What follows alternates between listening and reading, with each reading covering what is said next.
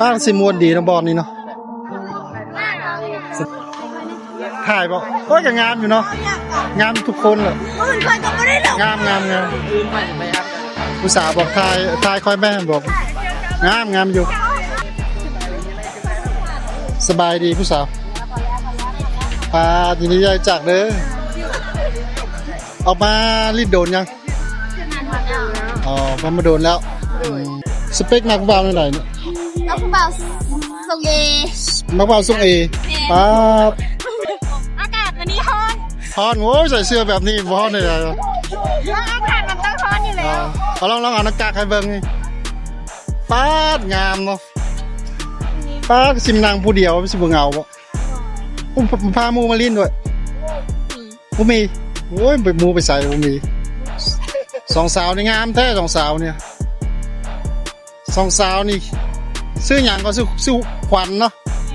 ปาดงามมันน้องขวัญดีเดียวจักเด้อสบายดีเพื่อนๆวันนี้เราออกมาเดินเล่นเนาะออกมาถ่ายรูปถ่ายวิดีโอผู้สาวไว้ทุกคนในเบิ่งเนาะอย่าลืมกดติดตามเด้ออย่าลืมกดไลค์กดแชร์เป็นกำลังใจด้วยครับขอบคุณทุกคนครับวันนี้คนมาเดินเล่นหลายไหมเนาะมีแต่ผู้สาวผู้บ่าวมาเดินหาคู่เนาะสองสาวนี่งามแท้สองสาวเนี่ยสองสาวนี่ซื้อหยังก็ซื้อขวัญเนาะปาดงามมันน้องขวัญยินดีเดียวจักเด้อไม่ยังหรอมื้อนี้เอามาเล่นรู้สึกเป็นอะไรก็ม่วนหลายเนาะน้องขวัญออกมาเล่นโดนยังหากมาจากกันมาเนาะน้องขวัญเนี่ยอยู่แขวงใดก็อยู่ซ้ำเหนือเนาะป้าผู้สาวซ้ำเหนืองามเนาะแล้วป้าจุบันเป็นแนวใด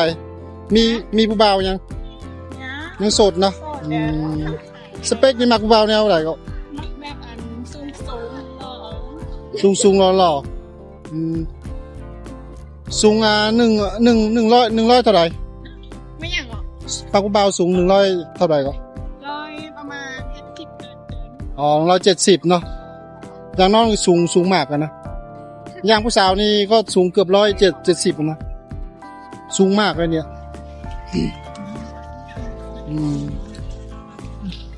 มันนี่ม่วนหลายมันนี่เนาะแล้วปัจจุบันเฮ็ดเวียกยังอยู่ผู้สาวฮะมันนี่คนมาเล่นมาเที่ยวหลายมีเนาะ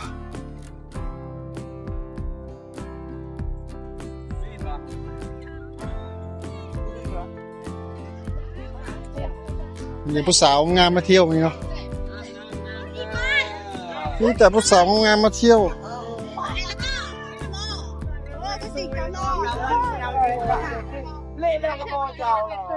ไหนก็ได้เงินไปนำเงินให้อ่ะ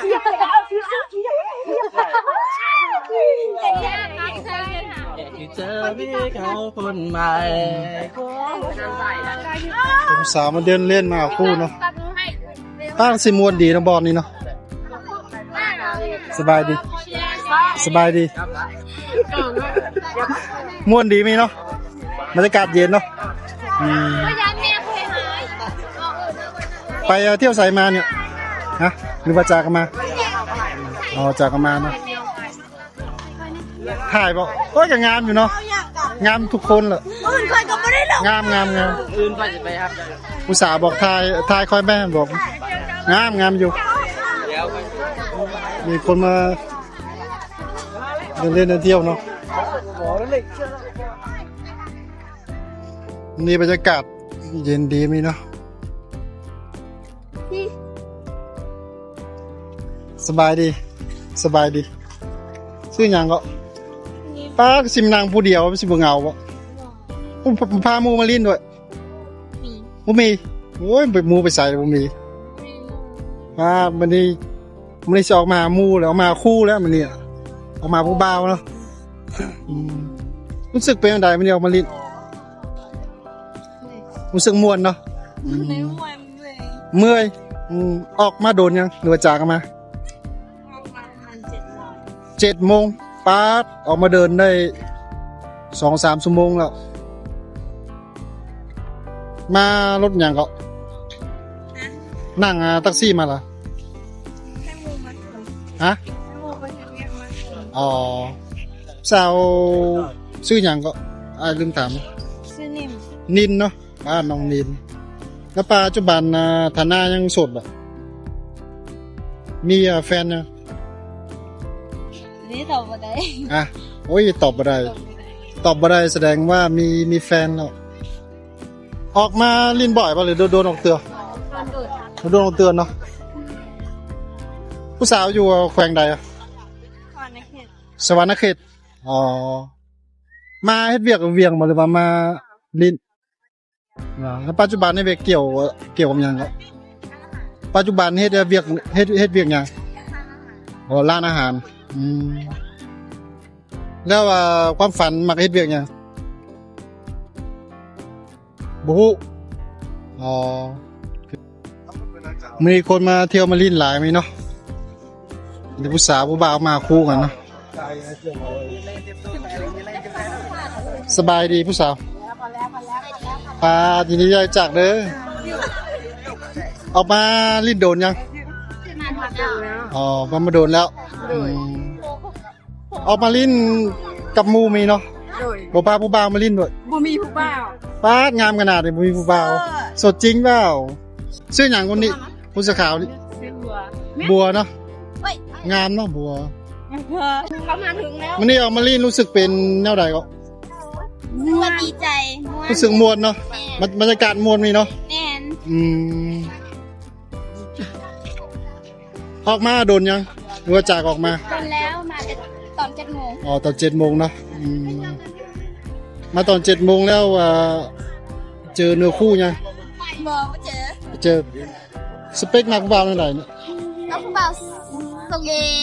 นักบ่าวทรงเอป๊าบส่วนสูง ฮะ นักบ่าวสูง100เท่าไหร่ครับ สูงกันเท้าในหนึ่ง 100เท่าไหร่ 160 อ๋อ160เนาะนักบ่าวทรงเอสูง160แล้วผู้สื่อข่าวล่ะสเปคมักบ่าวเท่าไหร่อ๋อแบบใดก็ได้เนาะบ่หลายใจก็พอเนาะก็น้องงามขนาดนี้ผู้ชายมันคงจะไม่หลายใจมั้ง แล้วคนนี้ล่ะสเปคนักบ่าวเท่าไหร่ ส่งเอ ทรงเอป้าดมาคือหมูเนาะอืมเป็นยังไงทรงเอลองอธิบายมาสิ ส่งเอมาฮักเวลกับล่อ อ๋อแล้วก็ล่ำเนาะมีกล้ามปะมากกว่าชายตุ้ยปะหรือมีกล้าม จ่อย จอยเนาะอืมแล้วสีผิวเป็นแนวไหน ขาวหน่อยหนึ่ง ขาวน้อยหนึงอ๋อผู้สาวอยู่แขวงใดอะ แข้งคำมวน คำม่วนอ๋ออันนี้อยู่บ้านเดียวกันหมดเหรอ แม่ อ๋อสาวคำม่วนงามเนาะอยากเป็นเคยคำม่วนนี่ต้องมีคุณสมบัติอย่างปะ ว่ามีอย่างหลาย มีแต่ มีแต่ยังก็โอ้ว่าไปสุดคำสิเราคือครึ่งคำแล้วก็หยุดเลย แล้วค่าดองแพงปะ ค่าดองมาแหงค่าดอง อืม สาวปลายล้าน อ๋อประมาณ20ปลายล้านเนาะ แม่ อืมค่าดองผู้สาวคำม่วน20ปลายล้าน แล้วน้องหมักผู้ชายนิสัยแบบใดก็มีนิสัยดีเนาะแล้วหมักผู้ชายสูบยาปะ บอกประมาณ อ๋อบ่หมักเนาะหมักผู้ชายดื่มเหล้าปะ บอกประมาณ อ๋อบ่หมักเนาะหมักผู้ชายแบบนิสัยดีแล้วก็ บอกว่าสูบยาว่ากินเหล้า อืม เลย แล้วปัจจุบันเฮ็ดเวียกหยังอยู่ผู้สาวปัจจุบันเฮ็ดเวียกหยังอยู่ ไอ้บ้านพัก บ้านพักอ๋อ ยิ้มตามีใส อืม ซื้อแล้วใส่ใจ โดยแล้วรู้สึกเป็นจังไดเวียกปัจจุบัน รู้สึกเหมือนว่าสบาย สบาย ใจดี อืมอันนี้เฮ็ดเวียกอยู่บอนเดียวกันหมดบ่ แม่น อ๋อเฮ็ดเวียกบอนเดียวกันหมดเนาะแล้วความฝันมักเฮ็ดเวียกเกี่ยวกับแนวใดก็แม่น จะสิต่อ มันก็ต้องมีสิความฝันแบบมักเฮ็ดเวียกทางด้านใดก็ นักเรียนความฝันมันเรียนข้างอาหาร เอาอยู่ร้านอาหารเนาะปั๊บความฝันก็สิง่ายเลย สำหรับผู้สาวนี่เงินเดือนปัจจุบันได้เท่าไหร่ถือจะโอเค 3 ล้าน 3 ล้านโอ้ยก็สิน้อยเลยแล้วสำหรับผู้สาวอยู่ในเมืองกับต่างแขวงนี้รู้สึกเป็นแนวใด